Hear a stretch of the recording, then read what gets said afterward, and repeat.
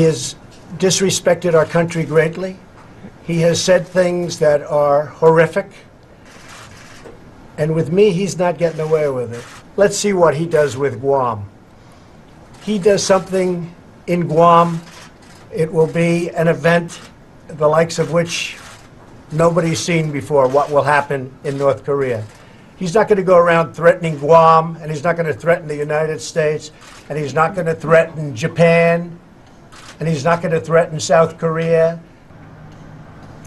Trump warned the DPRK it should be very nervous about the consequences of its actions. He dismissed criticism of his fire and fury warning. He even said it possibly wasn't tough enough. Now, given threats made by the government of Kim Jong-un to both Washington and its allies, Trump's comments came after Pyongyang disclosed plans to launch 4 missiles over Japan and toward Guam, where some 6,000 U.S. soldiers are based.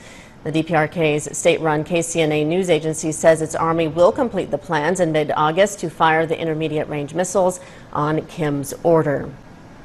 North Korea better get their act together, or they're going to be in trouble like few nations ever have been in trouble in this world.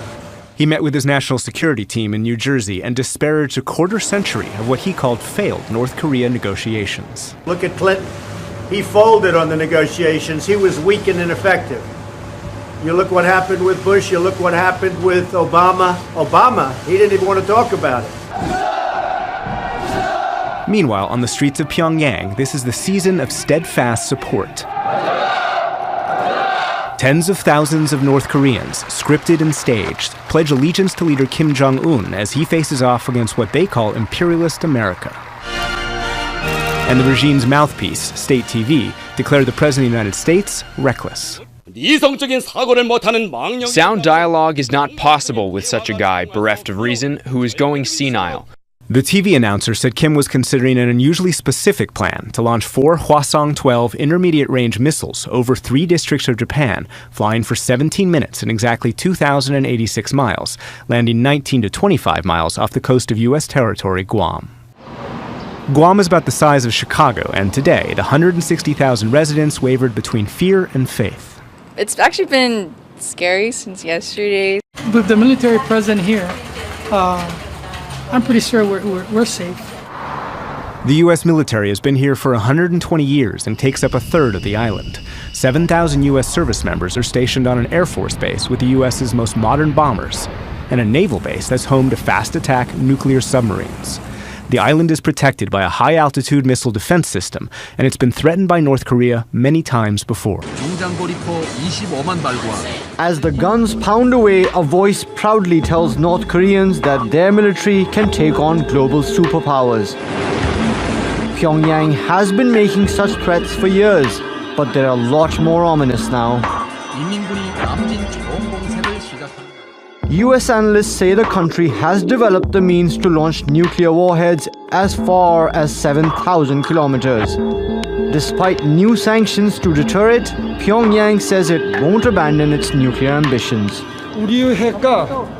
We'll never place our nuclear and ballistic missiles program on the negotiating table and won't budge an inch on strengthening nuclear armament. And it's threatening to use them against the United States, drawing a sharp response from its commander-in-chief. They will be met with fire and fury like the world has never seen. He has been very threatening beyond a normal statement. And as I said, they will be met with fire, fury, and frankly power, the likes of which this world has never seen before. The reclusive state has been economically cut off from most of the world for years, but China's demand for coal, metals, seafood, and rare earth minerals has driven North Korea's exports. Thailand and some other countries in the region have also relied on it as a cheap source of minerals and manpower. That's helped Kim Jong-un's regime continue its pursuit of nuclear armament. These countries are now relenting. China supported a UN Security Council decision to impose sanctions on North Korea, and Thailand says its bilateral trade has dropped by 94% since last year. But there are fears this severing of ties may have come too late with reports that North Korea has already become a full-fledged nuclear power. So what are the president's critical next steps? Here to weigh in, former CIA officer Brian Dean Wright. Thank you so much for joining us. Good morning. So we keep hearing that the ball is in China's court at this point. What do we need them to do that they have not done previously? Well, for many, many years, they haven't followed through on their promises for sanctions, right? So North Korea gets about 90% of what it needs from both a monetary perspective as well as the items that they need to build those missiles. All that comes from China. So China needs to enforce what they've promised to enforce, which is the sanctions, cut off the money. And second, prevent the North Koreans from going into Beijing, going into China, and buying all that equipment that they need to build this program. Yeah, both of which they have not done so far. Here's what President Trump had to say about it. Back on July 29th, he tweeted this: "Disappointed in China. I am very disappointed in China. Our foolish past leaders have allowed them to make hundreds of billions of dollars a year in trade. Yet they do nothing for us with North Korea. They just talk. We will no longer allow this to continue. China easily solve this problem." But what can we do to force them to follow through this time? Well, what I think you're seeing the Trump administration do is tie our economic trade to them doing the right thing, right? So you're starting to see some things around aluminum, oddly enough, aluminum foil. I mean, we're looking at bilateral, limitations in terms of trade. When you start hitting the economy of China, hitting their pocketbook. That's correct. Then China's going to start to pay attention and say, hey, there is a cost for not doing the right thing. And I think that that's what the Trump administration is doing. And you will see them stepping that up in the number of weeks to come. But even still, in terms of the latest sanctions that were applied, the United States wanted to go a step further, but China blocked them. That's right. Fundamentally, China doesn't want to solve this problem. Why? Because they want a buffer state between South Korea and all the G.I. Joes down in Seoul and throughout South Korea and itself, right? Because they fear that if Korea is united, then the United States will be right on their back door. So we have to address that concern if we really want China on board. But the second piece is China has to grow up.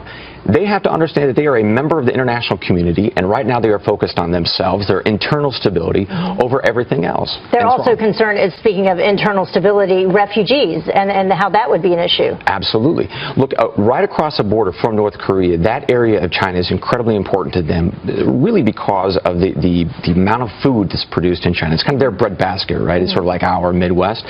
So to have a bunch of refugees flowing across that border would create a crisis and a problem for them in terms of a food perspective. So they want to make sure that everything stays tight and stable. And in terms of the trade and the money that does go to North Korea from them, it goes directly to their nuclear arsenal.